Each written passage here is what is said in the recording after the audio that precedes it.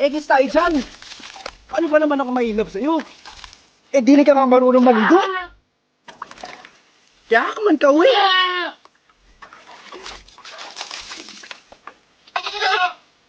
Oh, Daisy, ayoko long distance relationship ah. Makaalis lang ako dito. Makapag-ipon. Makapag-arali. Magiging big time na architect ako. Huwag ka mong tanan! Tatawagin yung madam ang nanay ko, ha? At hinding-hindi na magugutom ang mga kapatid ko. Nangangarap ka na naman ang gising. Tisi? Umalis si Sir. Ikaw daw ang tutulong sa akin sa Casa Romina. Ay, naku po nyo, ang hirap-hirap mong dumiskarte. Jilia, kulang lang sa pagkakataon. Eh kung sa sipag at sipag lang din naman eh, hindi naman kami magpapatalo magsasaka. Oh, ito yung mga record ang bibisita ngayon dito sa Casa Romina. Lumipad si boss pa US kasi may emergency. Yun yung anak. Uy, hindi mo lang naririnig yung sinasabi ng nanay mo kapag kausap ko siya doon sa pwesto sa palengke. Ano sinasabi niya sa akin na hirap na siya, gusto niya magpahinga. Kasi parang wala daw nangyayari dito sa inyo simula nung lumipat kayo. Galing ng Cebu. Nak, pwede bang gamitin mo yun para magpursige? Inspirasyon.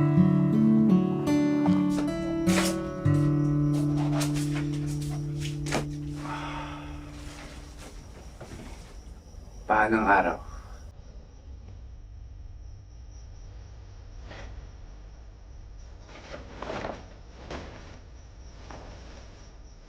Sabi naman ni boss eh, pwede akong manghiram dito ng damit. Habang presentable to sa pinisita.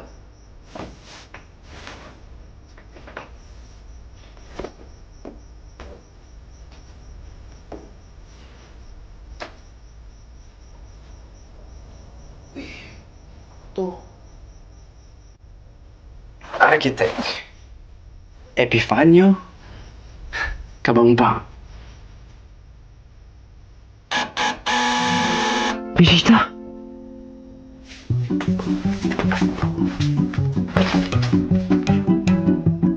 Ano? Demetria Demiakyak? Dili. Marami naman Demetria Demiakyak sa Pilipinas.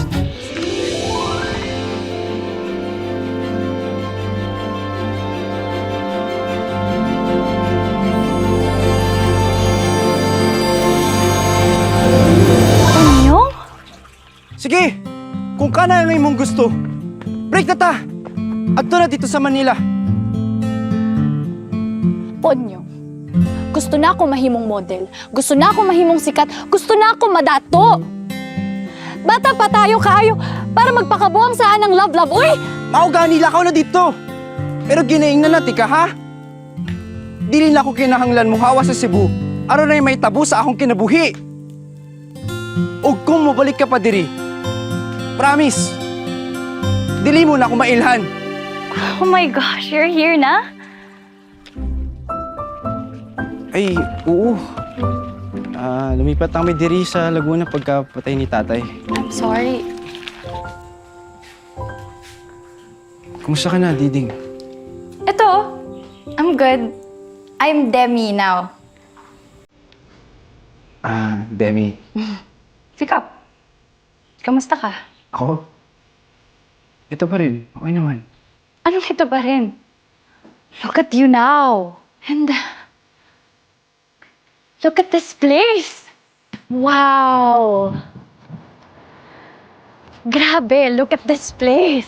Slay! You were wrong when you said na hindi mo kailangan umalis ng Cebu to become somebody else. But you were also right. You became somebody else. I just didn't expect na kayo pala yung owner ng pagsistayan ko. Ha? I'll be staying here for 7 days.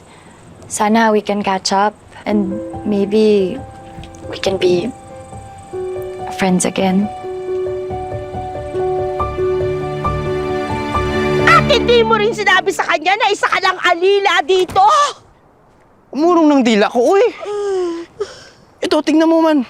Oh, sino ba namang di man liliit sa kanya, eh, Englishan na nga siya karon.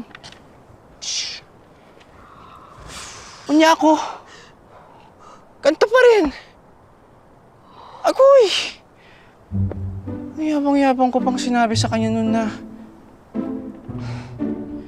mararating ako sa buhay.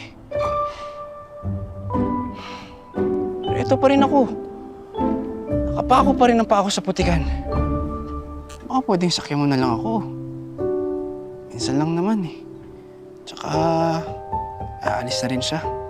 But my boy, this is just a fantasy. It's not the real thing. Well, I'm just asking you a favor.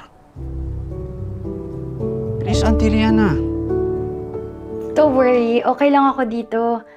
By the way, tuntua si Papa dun sa kotse na binigay mo. Thank you, ah. Do you need anything else? Pwede pa ako magpadala ng pera. No, okay na, Han. Thank you. I just wish nandito ako sa Clark kasama ko. Gustong gusto na kita makita. Hindi ko nga alam kung bakit mas busy ka pa sa akin.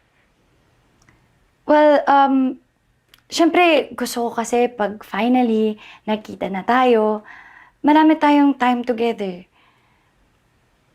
I'm just lonely right now, honey. Okay. Will this help?